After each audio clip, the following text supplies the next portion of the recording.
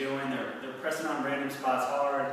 It hurts. They're really like grinding through it, but they're not really accomplishing what they're trying to accomplish. So the goal today is to help you kind of, reach your goals, whether that's, getting rid of pain or performance. So we're going to teach you how to identify a trigger point. So to make things easy, let's start with the quad muscle. So a lot of people, they get knee pain and they get worried. They go and they run to an MRI or they run to an X-ray and they want to kind of find out what's wrong. When sometimes if they would just search, above or below the knee, they find the source of the problem. And you can find out more about that in the blog I posted this week, and I'll attach that there. So let's take a look at how to do this.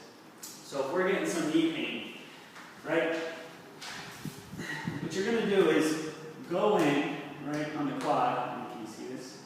Okay.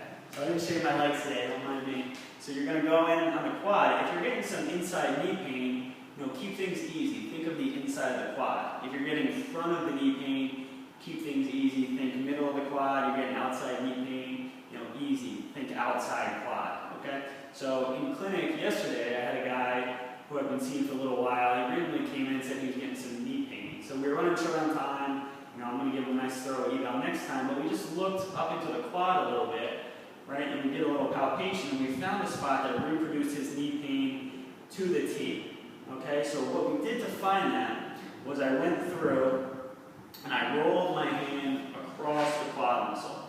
So almost like you're rolling your thumb across guitar strings, okay? And then as I'm rolling across, I feel one band or one fiber that just feels really taut, okay? And that's what I'm looking for. If it's tender, great. Sometimes we'll even reproduce a little twitch response in the muscle that even lets us know we're on a trigger point.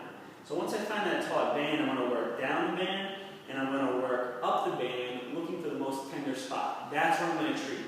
So let's say this is the taut band. I'm working up. Right, yesterday when I was working with this guy, I found a spot that reproduces pain exactly. So this is where I would go.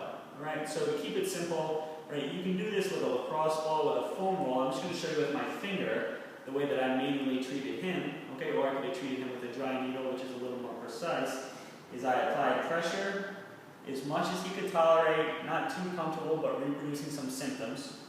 I held in that area for 5 seconds, 5 to 10 seconds. And then what I had him do was contract the quad muscle, right? So then he contracted, and then I repeated. I pressed down a little further into his pain tolerance. I held for about 10 seconds, and then we relaxed, and he contracted for 10 seconds. We kept repeating that for 2 minutes. That's a prescription, okay? You should notice that after doing that, the symptoms start to get a little less, which you can do to kind of help out with that is you can do a little bit of stretching after that and move around and just see how it feels.